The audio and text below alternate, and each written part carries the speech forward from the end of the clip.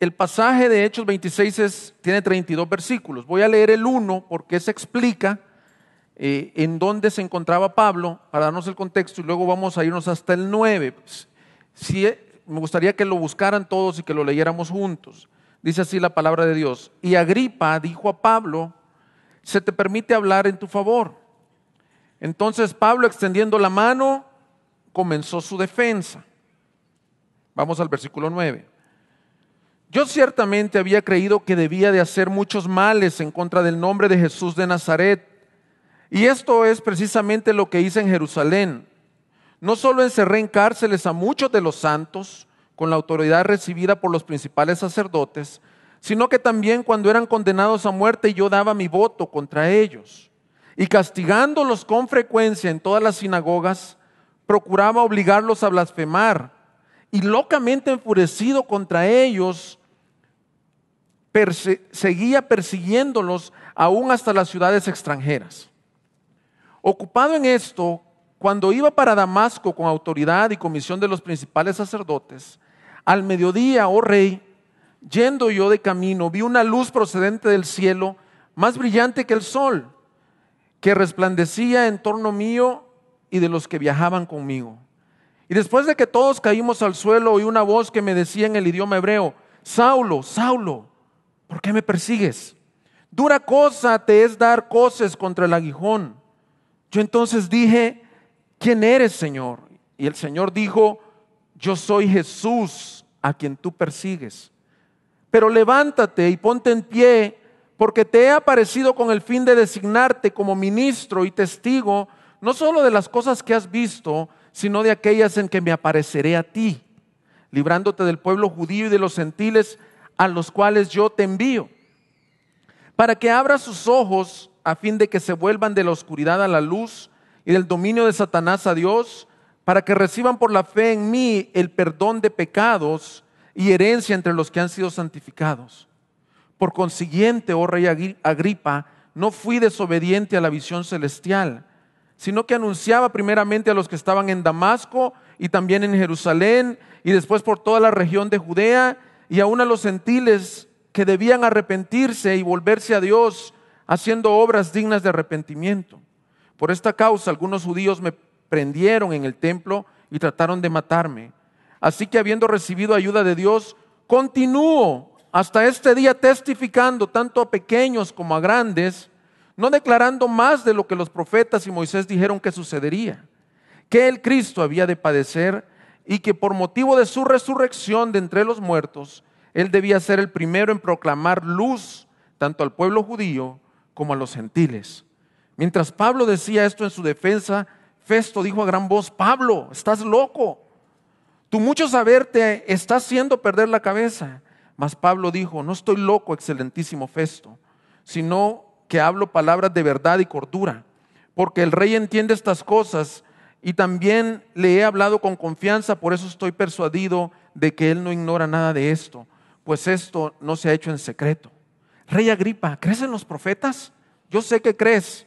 Y Agripa respondió a Pablo: en poco tiempo me persuadirás a que me haga cristiano. Y Pablo dijo: quisiera Dios que ya fuera en poco tiempo o en mucho, no solo tú, sino también todos los que hoy me oyen llegaran a ser tal como yo, a excepción de estas cadenas. Entonces el rey, el gobernador, Berenice y los que estaban sentados con ellos se levantaron, y mientras se retiraban hablaban entre ellos diciendo: este hombre no ha hecho nada que merezca muerte o prisión. Hasta ahí lo vamos a dejar.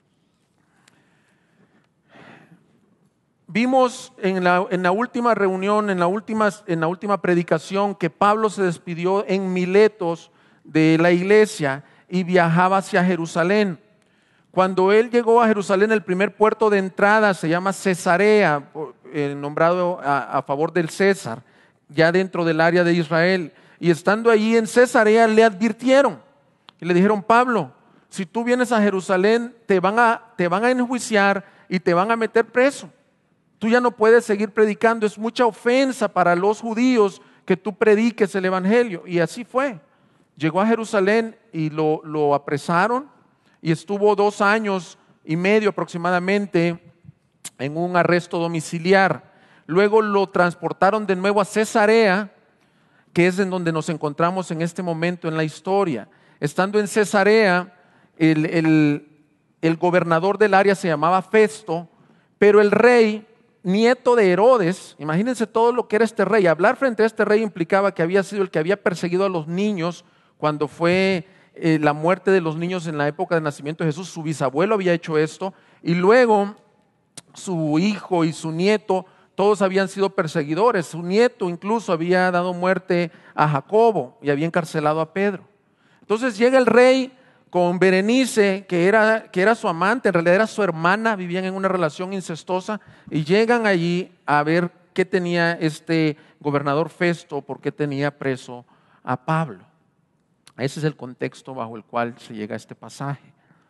Ahora, la pregunta que yo me hago para iniciar a desglosar este pasaje es: si nosotros pudiéramos definir para qué vivimos, si nosotros nos pudiéramos hacer una pregunta y decir cuál es la misión de nuestra vida.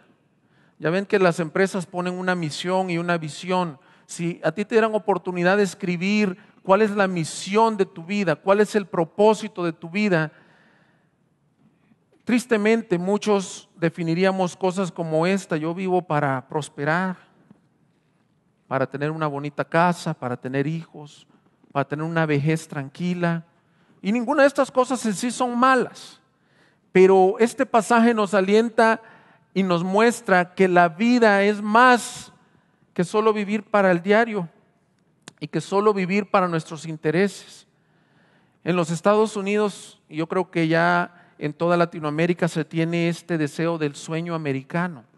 ¿El sueño americano en qué consiste? Tener una bonita casa, un buen empleo, un buen retiro, una buena familia, no tener problemas de salud, y la gente persevera y vive para ello.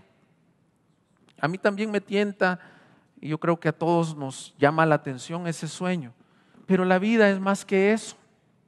La vida tiene un sentido más grande. Y llegamos aquí al capítulo 26 y yo veo a un Pablo que esas cosas habían pasado a un segundo plano y él tenía una misión bien clara. Y era: mi vivir es Cristo. Yo quiero vivir para Él, aun que me lleven frente a un rey, aun estando preso, quiero vivir testificando para Él. Pablo vivió siendo fiel al Señor y al llamado que había recibido. Él todos los días de su vida vivió obedeciendo al Señor. Así que adentrémonos un poco al pasaje y veremos 3 cosas de él. Lo primero que vemos es que Pablo fue salvo o fue redimido con un propósito. Y miren el versículo 12 que ya lo leímos, dice: ocupado en esto, cuando iba para Damasco con autoridad y comisión de los principales sacerdotes, al mediodía, oh rey, yendo de camino, vi una luz procedente del cielo, más brillante que el sol, que resplandecía en torno mío y de los que viajaban conmigo. Y después de que todos caímos al suelo, y una voz que me decía en idioma hebreo: Saulo, Saulo, ¿por qué me persigues? Dura cosa te es dar coces contra el aguijón. Y entonces dije: ¿quién eres, Señor? Y el Señor dijo: yo soy Jesús, a quien tú persigues. En la salvación de Pablo, en la redención de Pablo, en estos 3 versículos que acabamos de leer, hay cosas interesantes que ocurren en la salvación de todos nosotros. Y es que a mí me llama mucho la atención que Pablo dice: y ocupado iban estas cosas. Él iba pensando en seguir su camino, en su celo religioso, en su ira que dice que tenía contra los cristianos, pero de pronto Jesús lo encontró a él. Es interesante este testimonio de conversión que le da al rey y le dice: yo no buscaba a Dios, Dios me buscó a mí. Y esa es la historia de todos nosotros. Porque la palabra de Dios dice que ninguno de nosotros buscábamos al Señor. Ninguno de nosotros teníamos interés en el Señor, teníamos interés en nuestras cosas. Probablemente tenías interés en la religión, pero si tú fuiste salvo es porque Dios te buscó a ti. Y si tú nos estás visitando esta mañana aquí, este mensaje te puede dar aliento y decirte, no es una casualidad que tú hayas venido, no es una casualidad que tú hayas aceptado la invitación del que te invitó, sino que Dios te trajo aquí. Y así como Pablo iba caminando hacia Damasco, tú venías ahora a escuchar algo y Dios se quiere encontrar contigo. El profeta Isaías decía, hablando proféticamente, me dejé buscar por los que no preguntaban por mí. Me dejé hallar por los que no me buscaban. Dije, heme aquí, a una nación que no invocaba mi nombre. Está hablando de Israel, pero esta es la historia de la salvación de todos nosotros.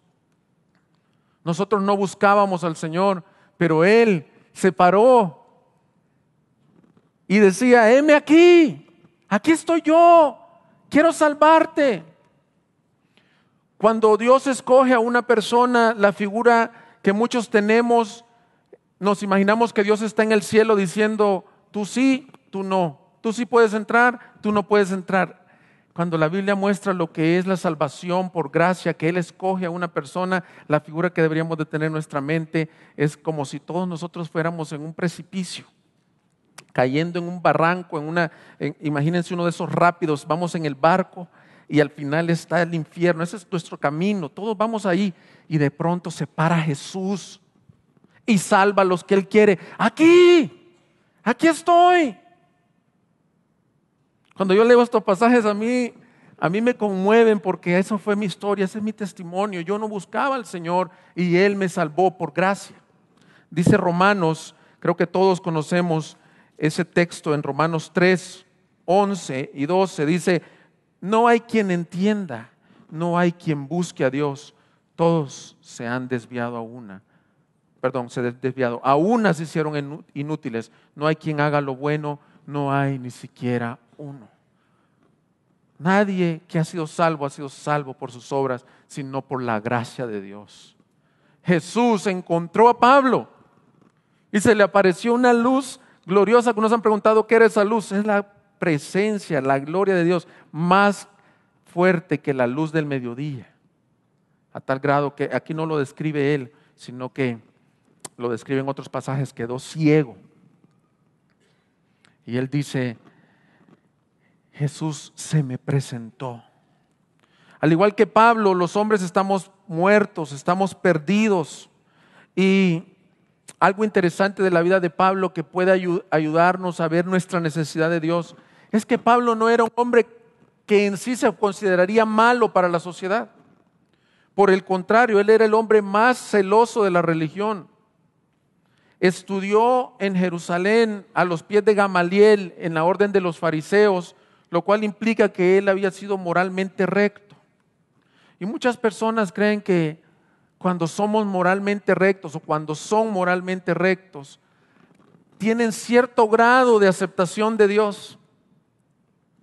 Hay quien ha dicho esa expresión que yo no creo que sea así, que dice, solo le faltaba el Señor a esa persona. Era muy bueno, era muy generoso. Bueno, Pablo hubiera sido esa persona que ustedes dicen, solo le faltaba ser cristiano.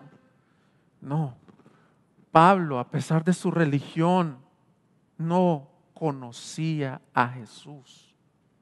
Conocía la Escritura mucho más que nosotros, pero no conocía a Jesús. Mira, ahí mismo en Hechos 26, si todavía tienes el pasaje, cómo lo describe él en el 4 y 5. En su defensa le dice al rey Agripa, pues bien, todos los judíos conocen mi vida desde mi juventud, que desde el principio transcurrió entre los de mi pueblo y en Jerusalén, puesto que ellos han sabido de mí hace mucho tiempo y están dispuestos a testificar que viví como fariseo de acuerdo con la secta más estricta de nuestra religión. Dice todavía Pablo, ustedes saben quién era yo. Pablo se conocía en el medio por ser un destacado discípulo y por ser un hombre recto. Pero volvemos al versículo 12 que estamos viendo. Y en esto caminar iba yo. No se sabe qué edad tenía Pablo. Era un hombre. un hombre joven probablemente, iba caminando y Dios lo encontró. Estimado hermano y amigo que nos visitas, la religión no salva a nadie. Las buenas obras no salvan a nadie. Tú puedes estarte congregando en esta iglesia, en otra iglesia por años, pero si tú no has tenido un encuentro con Jesús real, en donde tú digas como Pablo, yo le he visto, lamento decirte que estás como Pablo, estás perdido. Y Dios esta mañana quiere abrir tus ojos. Y Dios te está llamando a que vengas a Él con todo tu corazón. Ahora cuando veo el testimonio y leo algunas de las cosas que él escribió en otras cartas, digo, quizás Pablo estaba pensando en su conversión cuando él dice, por ejemplo, en Efesios 2:1, y Él os dio vida a vosotros que estabais muertos en delitos y pecados, en los cuales anduviste en otro tiempo, según la corriente de este mundo, conforme al príncipe de la potestad del aire, el espíritu que ahora opera en los hijos de desobediencia. Y dice el versículo 4, pero Dios, que es rico en misericordia por causa del gran amor con que nos amó, aun cuando estábamos muertos en nuestros delitos, nos dio vida juntamente con Cristo. Esta historia de Pablo es la historia de todos aquellos que no conocemos a Dios, muertos, ciegos, esclavos, siguiendo la corriente de este mundo. No teníamos, un esclavo no tiene voluntad. Un esclavo, su amo le dice, tú haces esto y lo tiene que hacer. Así el pecado y Satanás son el amo de aquellos que no han conocido a Jesús. Le dice, tú haces esto y el esclavo lo tiene que hacer. Pero Dios, que es rico en misericordia, por su gran amor con que nos amó, nos dio vida juntamente con Cristo. Nos salvó por gracia. Ahora, en este pasaje, a diferencia de las otras dos veces que Pablo da su testimonio, el énfasis no es tanto en su conversión, sino el énfasis de Pablo en este pasaje es más bien el propósito para el cual fue salvo. Yo no quería dejar de mencionar porque es hermoso lo que él recibió, pero realmente podemos ver que este pasaje no enfatiza que fue con, ¿se acuerdan en el otro testimonio que nos compartió el pastor Elías, que fue con Ananías? Él no habla nada de esto. Él habla de la comisión que Dios le entregó. Dice el versículo 9 ahí del 26, yo ciertamente había creído que debía de hacer muchos males en contra del nombre de Jesús de Nazaret, y esto es precisamente lo que hice en Jerusalén. O sea, él iba perdido, él iba ciego, él iba buscando hacer muchos males, pero Dios le dijo, alto allí, ahora te quiero cambiar tu propósito. Dios salva a los hombres y nos da un propósito de vida. Nuestra vida no está vacía. Nuestra vida tiene un propósito, y el propósito fundamental, yo creo que todos hemos escuchado esa frase que dice, ¿para qué fuiste creado? Y la respuesta pareciera sencilla, pero no lo es. Dice, fuimos creados para darle gloria a Dios con nuestras vidas. Parece sencilla, pero no lo hacemos. Si tú has sido salvo, si tú nos visitas y Dios te quiere rescatar, Dios le quiere dar un sentido y un propósito a tu vida. Mira, primera de Timoteo, cómo él describía su cambio, su salvación y ahora su propósito. Primera de Timoteo 1:12 dice, doy gracias a Cristo Jesús, nuestro Señor, que me ha fortalecido, porque me tuvo por fiel, poniéndome en el ministerio, aún habiendo sido yo antes blasfemo, perseguidor y agresor. Sin embargo, se mostró misericordia porque lo hice por ignorancia en mi incredulidad. Pero la gracia de nuestro Señor fue más que abundante con la fe y el amor que se hallan en Cristo Jesús. Palabra fiel y digna de ser aceptada por todos. Cristo Jesús vino al mundo para salvar a los pecadores, entre los cuales yo soy el primero. Jesús vino al mundo para salvarnos. Y aquí dice, y ¿saben qué hizo el Señor conmigo? Me salvó, y no solo eso, me constituyó un servidor de Él. Y ese llamado, aunque fue específico para Pablo, podríamos decir específico para todos aquellos que hemos sido salvos. Dios nos salva por gracia, no por obras, por misericordia, para que vivamos para su gloria. Probablemente tú seas alguien que no está buscando a Dios, pero en esta mañana Dios te está buscando a ti. Dios quiere encontrarse contigo. Probablemente tú seas alguien que tengas un celo religioso, que vengas a la iglesia por años, que tus padres sean cristianos. Eso no implica que tú conozcas a Jesús. Dios quiere revelarse a ti esta mañana.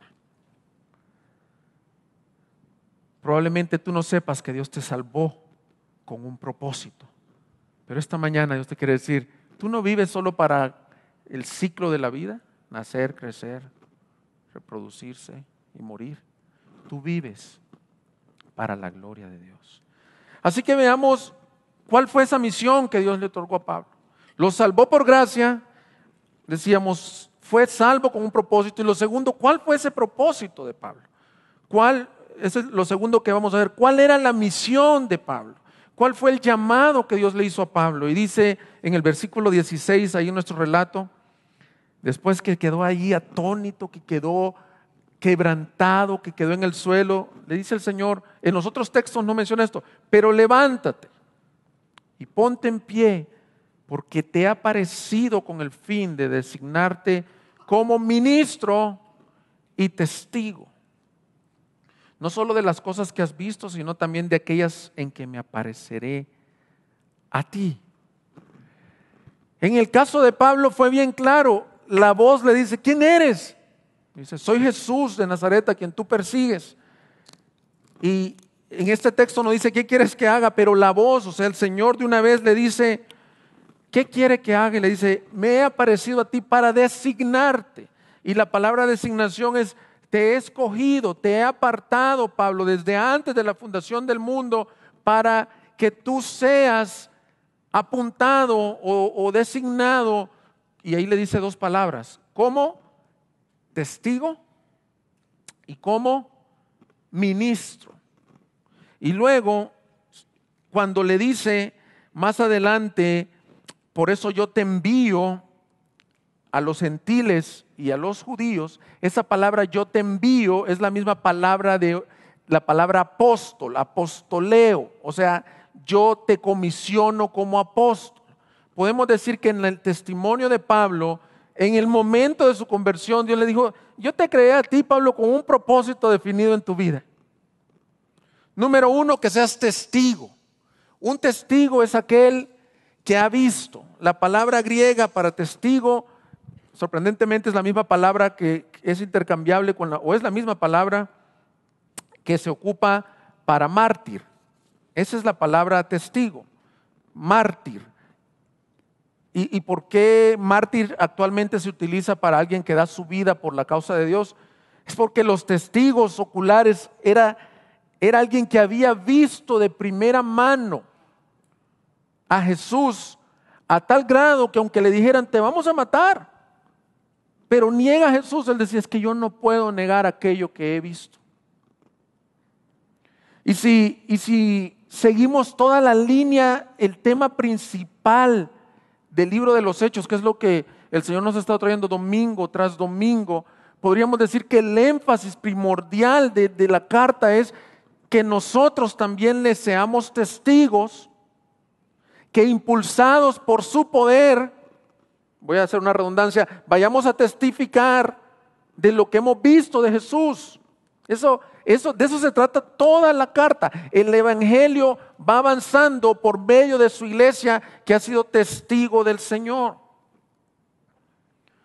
Recuérdense cómo inicia Hechos 1:8, creo que todos conocemos ese. Pero recibiréis poder cuando el Espíritu Santo venga sobre vosotros y me seréis testigos, martos, en Jerusalén, en Judea y en Samaria, hasta los confines de la tierra. El mejor testigo o el verdadero testigo es el que ha visto. Y una de las cosas que yo me preguntaba es cómo alguien puede testificar algo que no conoce.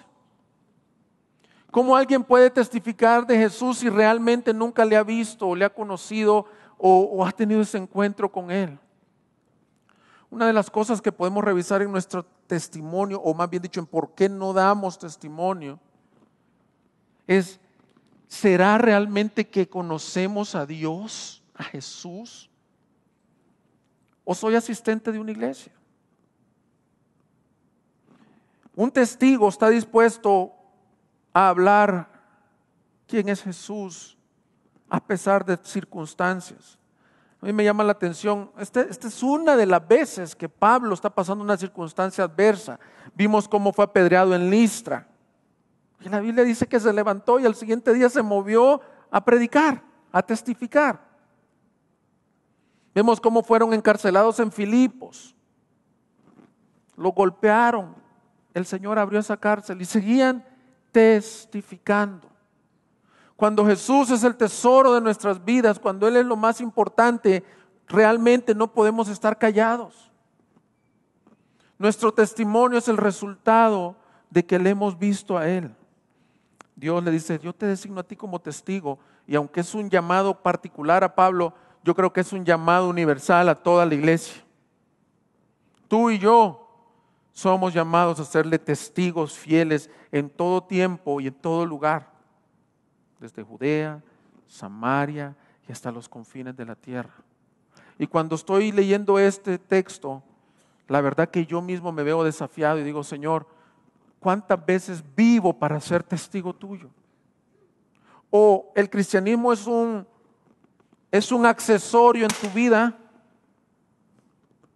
¿Sabe qué trono? ¿Es un accesorio en tu vida o es lo primordial en tu vida? Dios nos ha llamado al evangelismo. El misionero Hudson Taylor, que fue un misionero, fíjate la biografía de Hudson Taylor, fue un doctor, estudió, más bien dicho, no terminó, quedó con su carrera a mitad, estudió para doctor en Inglaterra y Dios lo llamó a serle testigo a la China. Cuando el evangelio no había llegado a la China, y él dejó todo lo que tenía, una posición acomodada, vivía con sus padres. Él dice, mi llamado es llevar el evangelio a la China. Y vivió años, sufrió la muerte de su esposa, sufrió muchas circunstancias difíciles, pero siguió testificando. Y él tenía una frase que siempre usaba, decía, la gran comisión no es una opción a ser considerada, sino un mandamiento a ser obedecido. Hay una diferencia entre una opción de decir, no, pues yo creo que si Dios me da la gracia, yo puedo serle testigo con mis vecinos o con mis familiares. No, no es una opción, es un mandato para los que somos sus hijos, para los que somos salvos. Yo te he constituido a ti como testigo. También dice que lo constituyó a Pablo como testigo y ministro. Ministro, pues muchas personas usan el término el ministro, dicen al predicador. En realidad, ¿qué quiere decir ministro? Viene de la palabra siervo. La mejor traducción de un ministro sería un siervo, pero no un siervo como ahora se conocen. Había hasta una broma de un predicador que tenía un carro de $80,000 y en su placa le había puesto the servant, el siervo. Ese no es ese tipo de como ahora decimos el siervo, como si fuera una posición. El siervo literalmente es el mesero, el que limpia los baños, el que trabaja para un rey, al que el rey le puede designar cualquier obra y él con disposición dirá, heme aquí. Y Pablo le dice, de entrada le dice, tú vas a ser mi testigo, pero vas a ser mi siervo. Y Pablo en otros pasajes dice, yo soy siervo de Dios y soy el siervo de todos ustedes. Yo creo que una de las formas que yo le pido al Señor que nos ayude a crecer y que me ayude a crecer, que el evangelismo tiene impacto, que nuestro testimonio tiene impacto es cuando somos siervos de Dios y siervos de la gente. Y servimos con gusto. A la iglesia no venimos, por ejemplo, si tú participas en cualquier área, ministras en cualquier área, no lo hacemos por un salario, no lo hacemos porque nos gusta. Lo hacemos porque el Rey nos demanda un servicio y venimos con gozo y servimos en esta iglesia para que el evangelio se propague, pero también debemos de servir afuera de la iglesia. Muchos de ustedes pueden servir con sus dones, otros pueden servir con sus recursos, Pablo decía, yo por ejemplo, tengo mis manos, no soy carga a la iglesia, trabajaba, hacía tiendas y con gusto me desgastaré yo mismo, me desvelaré y seré servidor de todos. Pero servidor primeramente del Rey. Dios está llamando a algunos de aquí a que le sirvan. Dios está llamando a algunos de aquí a un paso más. Si tú eres salvo por el Señor, tu llamado, tu respuesta, más bien dicho, al llamado de ser Señor, heme aquí. ¿Qué dice el Rey? Aquí estoy. Quiero servirte, Señor. Fue constituido como siervo, fue constituido como apóstol, aunque creemos que el ministerio apostólico fue para estos hombres. También creemos que la palabra apóstol, que significa enviado, también tenemos ese llamado.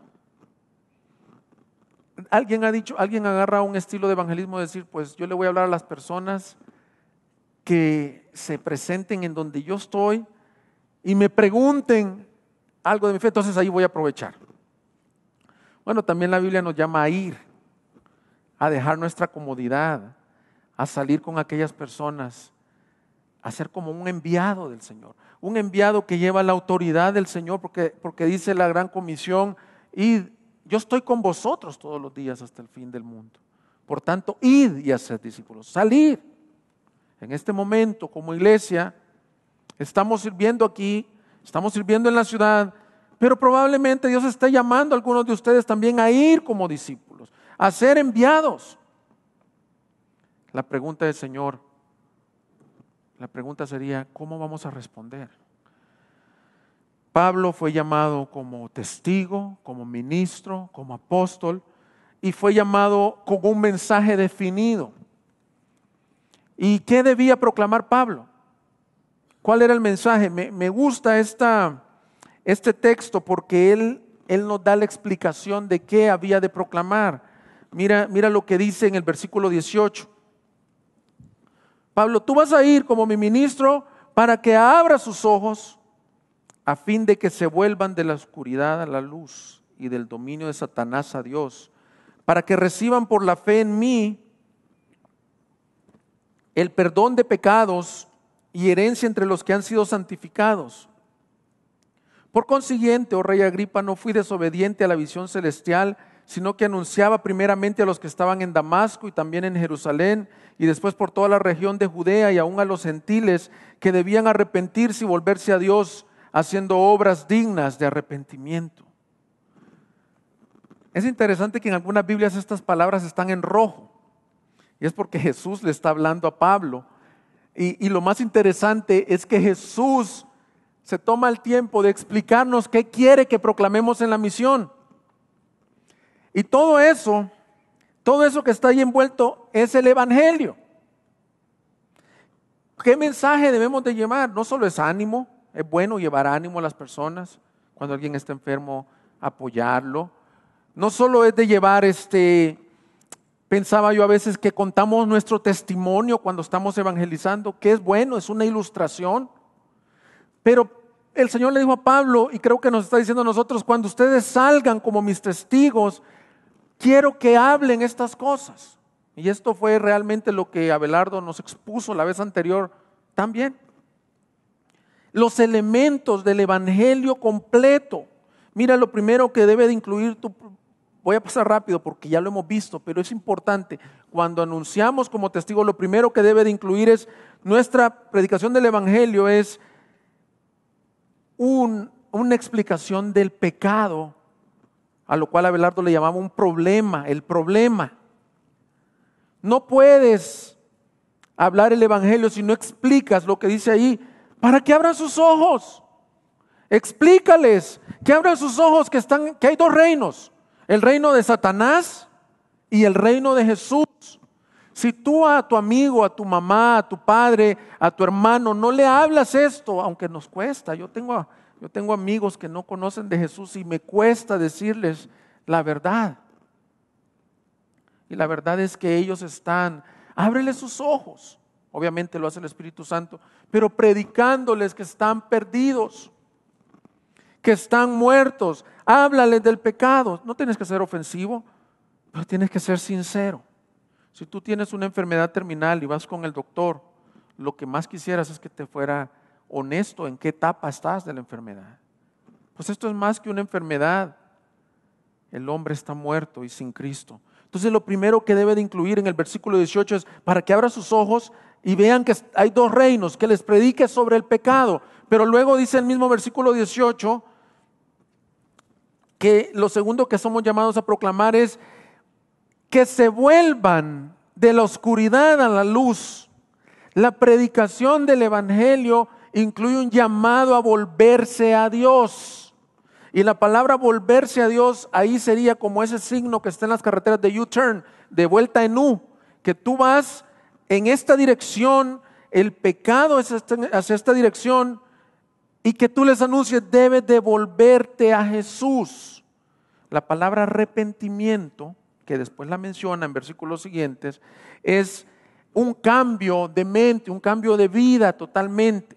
Y muchos nos hemos enfocado, yo también me he enfocado en eso, que el arrepentimiento es solo sentirse mal por lo que uno hace.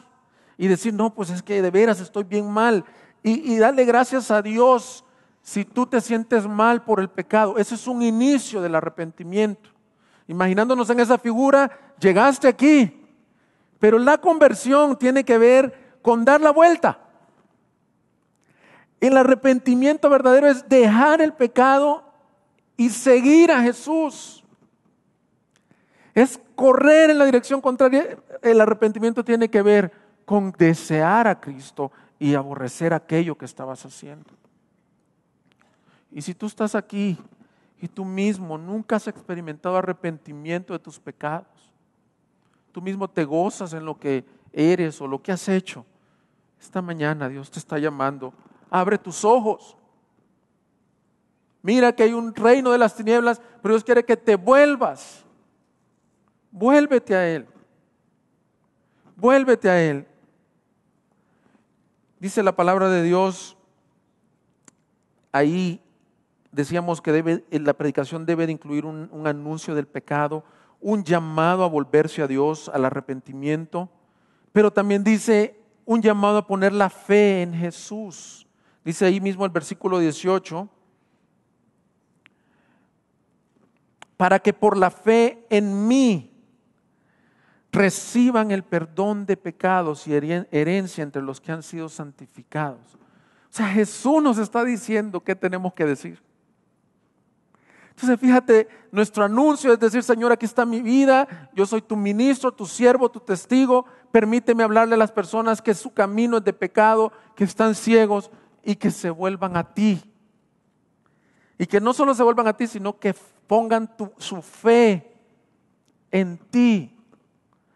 La palabra fe en estos tiempos ha sido muy mal entendida. Muchos piensan que fe es un poder especial para hacer milagros. Dice, esta persona tiene mucha fe porque oró y le llegó una provisión económica de la nada.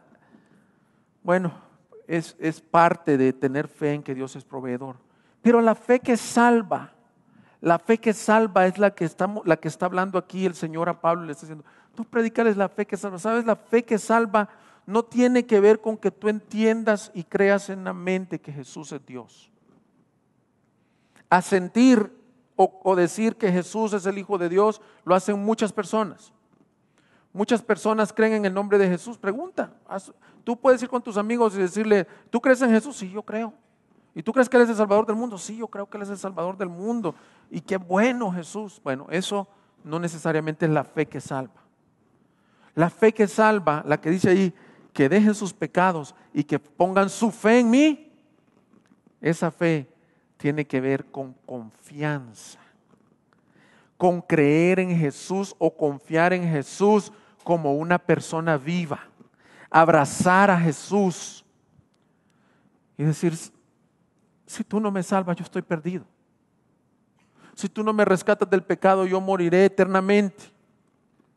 Tú eres mi única salvación. Tú eres mi esperanza.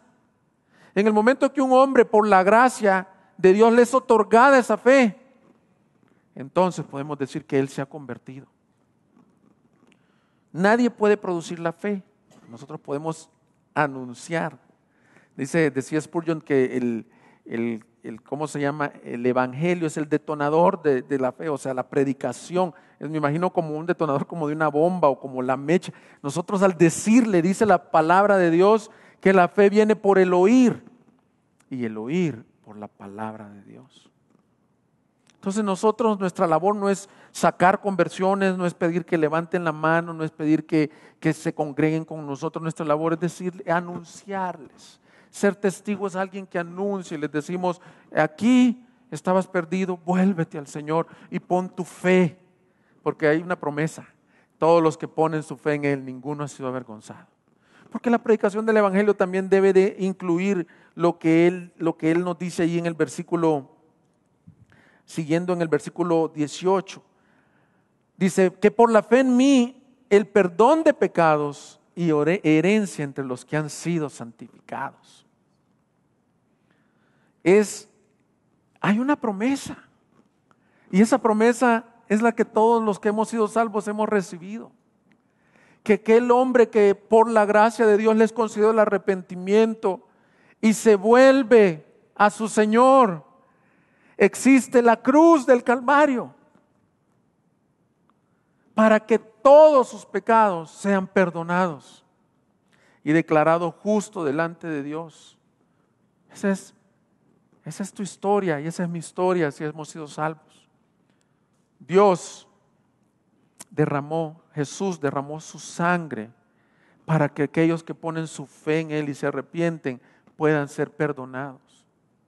Si me preguntas en mi testimonio personal cuál es la sensación, el mayor recuerdo que yo tengo cuando Dios me salvó. Yo no entiendo, así como comparte Carlos a veces, que no entiendes muchas cosas.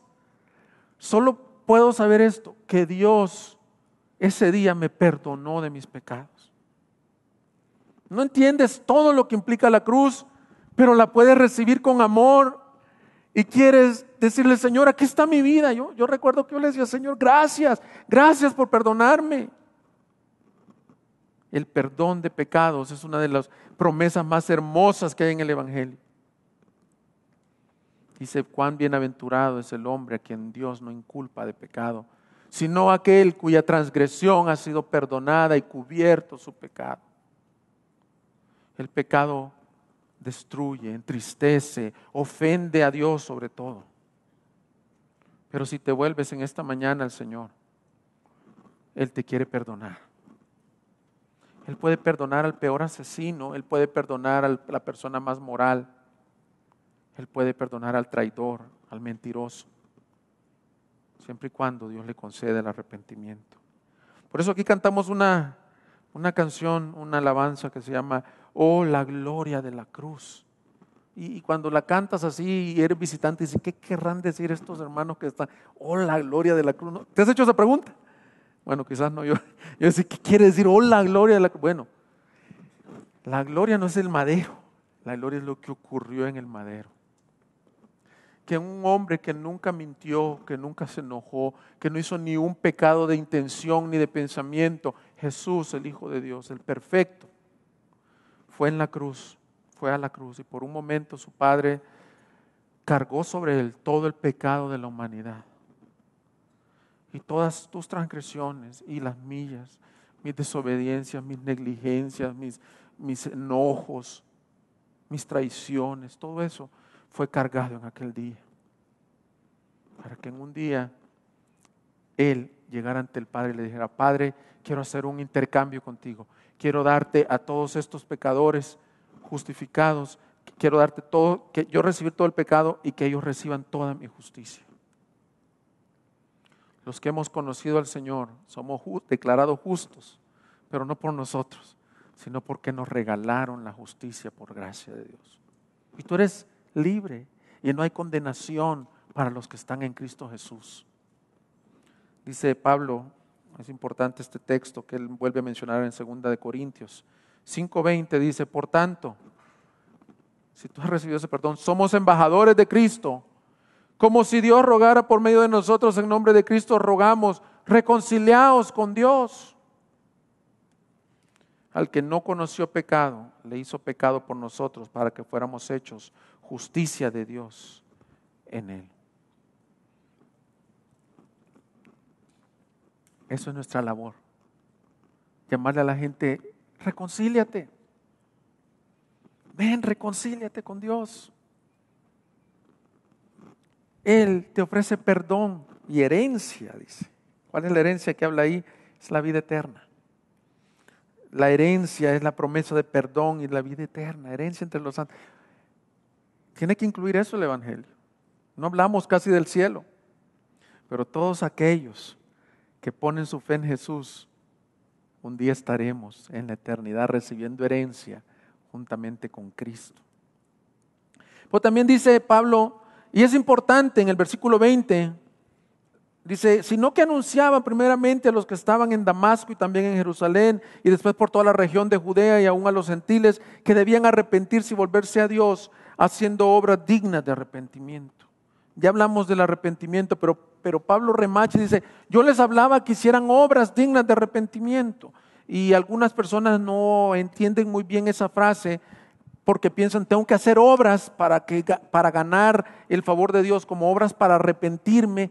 No tiene que ver con esfuerzo, con llorar, no tiene nada que ver con eso. Una mejor traducción de esto sería, como dice Mateo 3:8, haced frutos dignos de arrepentimiento. Un fruto es algo que produce el árbol, es una consecuencia, no un requisito. Por ejemplo, la traducción que me gusta es, la verdadera conversión es reflejada por frutos que demuestran el arrepentimiento. Y es interesante ver cuántas personas en este tiempo están reflejando o diciendo que han experimentado una conversión. Yo a veces, voy a omitir el nombre porque no vale la pena, pero le decía a Belardo, estaba viendo un cantante que dice que ahora es cristiano. Pero yo me pregunto, el tipo de música y el tipo de conciertos que él sigue dando, en donde se llevan los aplausos, en donde las letras pues sí traen un pequeño mensaje ahí, yo me pregunto si realmente, ¿verdad? Y no quiero ser juicioso porque Dios conoce los suyos, pero es importante que la persona convertida se le vean los frutos de que ha sido arrepentido. Y en la palabra de Dios hay ejemplos claros. Mira, por ejemplo, Pablo diciéndole a los efesios, el que robaba, no robe más. O Zaqueo. Cuando Zaqueo se convierte, el Señor lo convierte y se arrepiente, el pequeñito Zaqueo, la historia que nos cuentan en la escuela dominical, él va y dice, yo les devuelvo y les devuelvo aumentado si es necesario.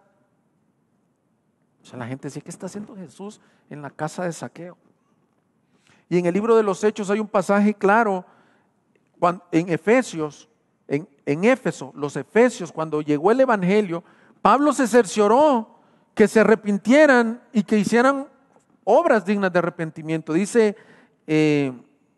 por favor, si me acompañan ahí mismo en Hechos, mira en el 19, aquí se ve un fruto de arrepentimiento. Hechos 19, 18 dice, también muchos de los que habían creído continuaban viniendo, confesando y declarando las cosas que practicaban.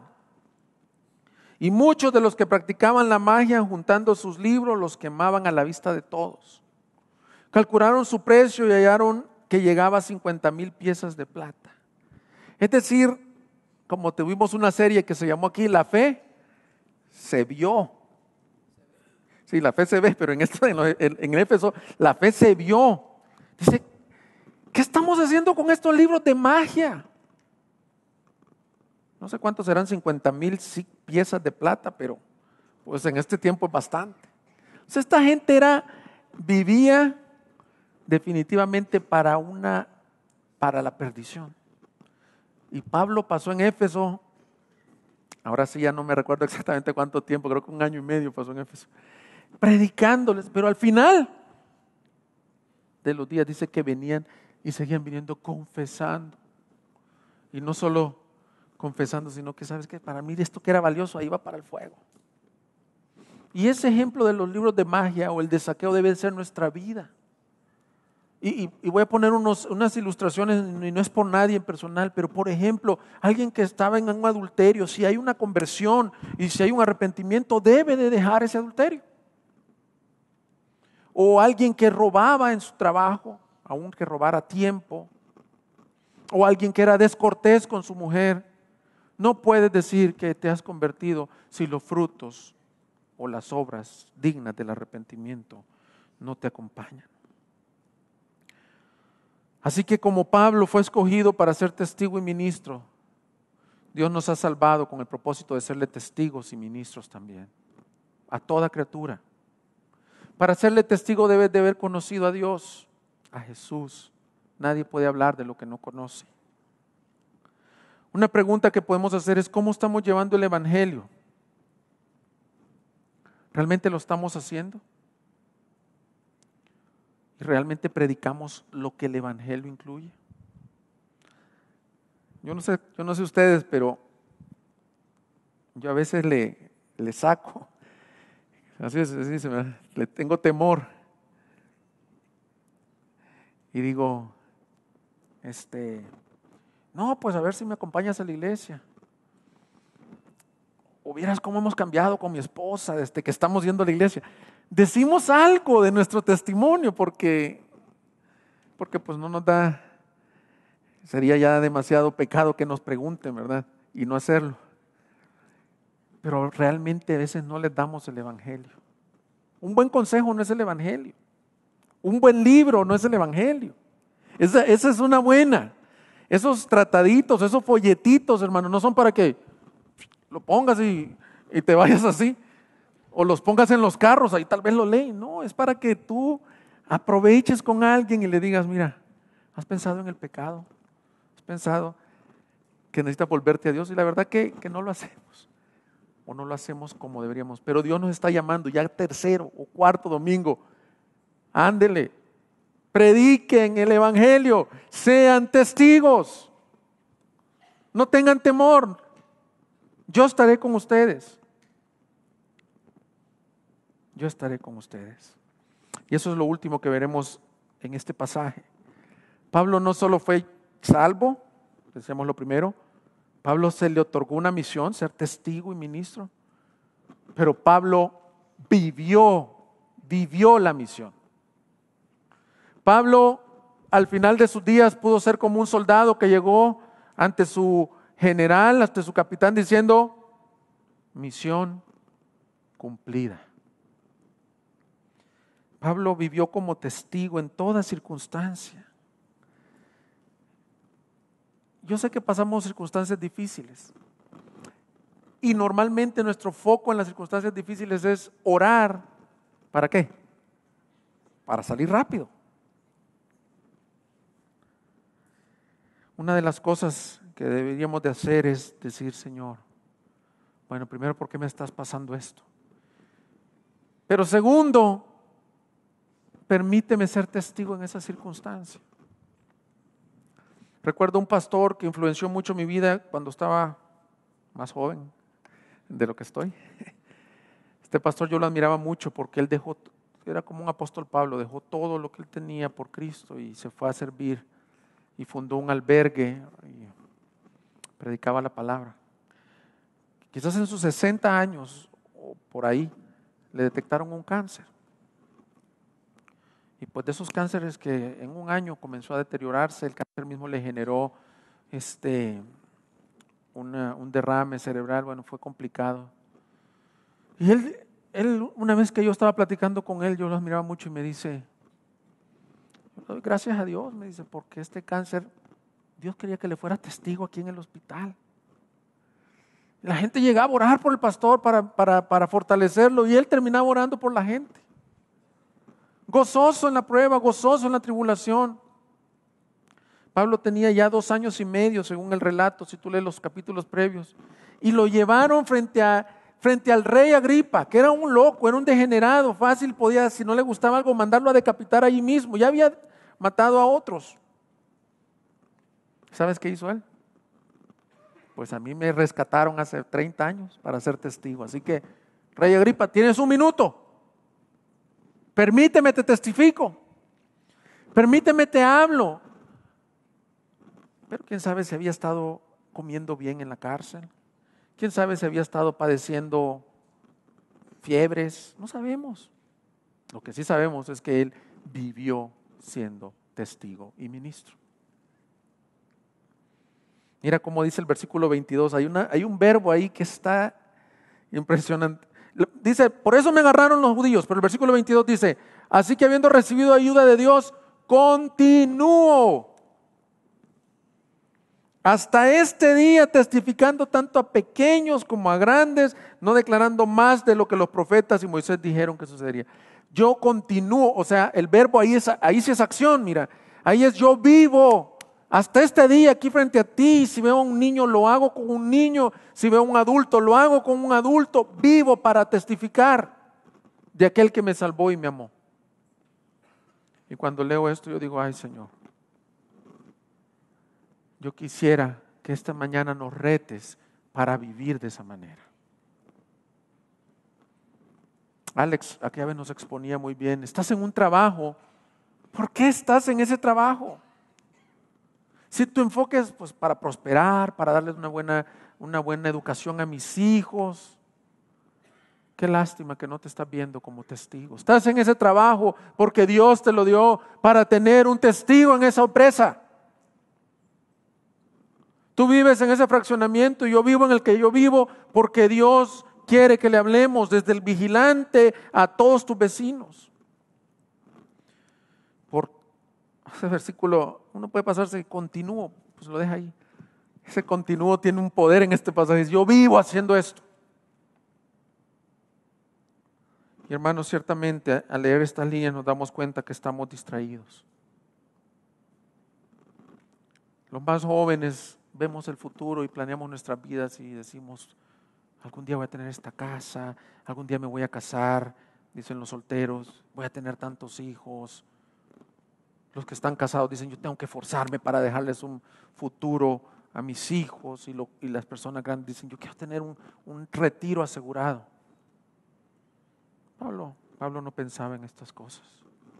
Pablo pensaba en cómo puede mi vida contar para la gloria de Dios. Hermano, no desperdicies, y yo me digo estas palabras a mí, no desperdicies tu vida. Dice John Piper que cuando él estaba joven, su papá fue un hombre de Dios que predicaba la palabra. Dice que sentía, cuando su papá predicaba, sentía una unción tremenda. Dice que su papá le dejó un cuadro ahí en su cuarto, que era un camino que ¿no? se miraba así como un atardecer. Y tenía este poema, dice, solo una vida y muy rápido pasará.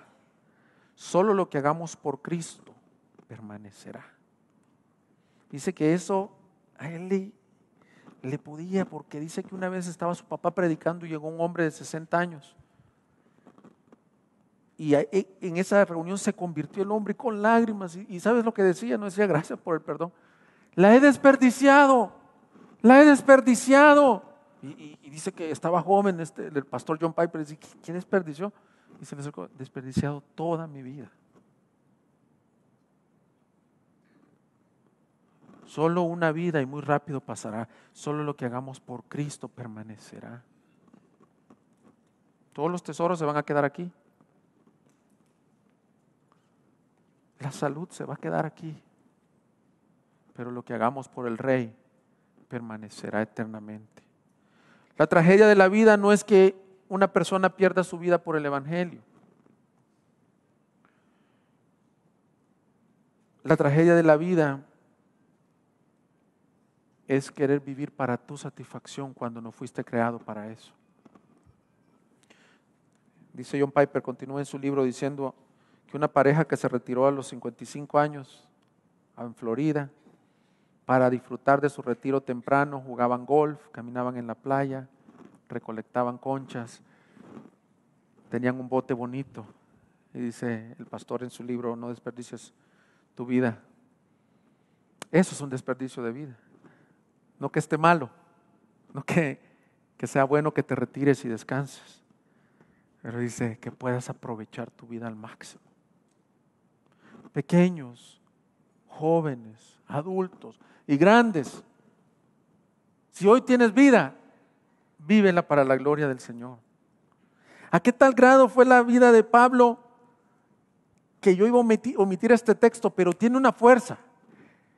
Cuando estaba hablando en el versículo 24 lo interrumpió Festo. Y le dijo unas palabras. Mientras Pablo decía esto, versículo 24, Festo dijo a gran voz: Pablo, estás loco. Tu mucho saber te está haciendo perder la cabeza.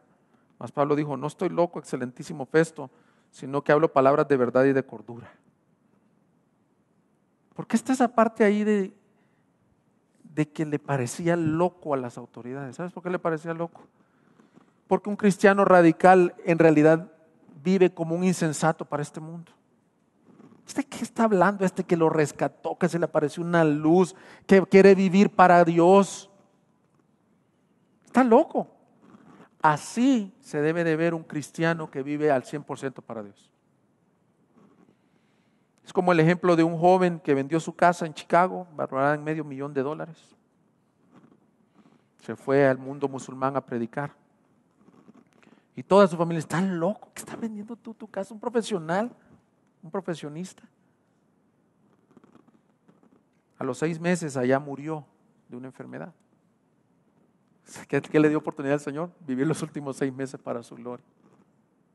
¿No nos parecen locos las prácticas de este mundo? ¿No nos parece locura todo lo que este mundo, el desenfreno que está haciendo? Pero nos parece loco alguien que vive radicalmente para Dios. Claro que a tus familiares les parecerá loco que tú dejes de trabajar para criar a tus hijos. Claro que le parecerá loco a algunos de tus amigos de la universidad que tú digas: pues yo tengo una carrera, una ingeniería, un doctorado, pero lo que quiero es servir a mi Dios en las naciones. Claro que parece loco. Pero dice Pablo: pues yo estoy cuerdo. Y estoy más cuerdo que ustedes. Imagínate qué tan loco estaba Agripa, que vivía con su hermana. El evangelio radical puede recibir juicio, puede recibir ofensa, pero Dios quiere que vivamos de esa manera.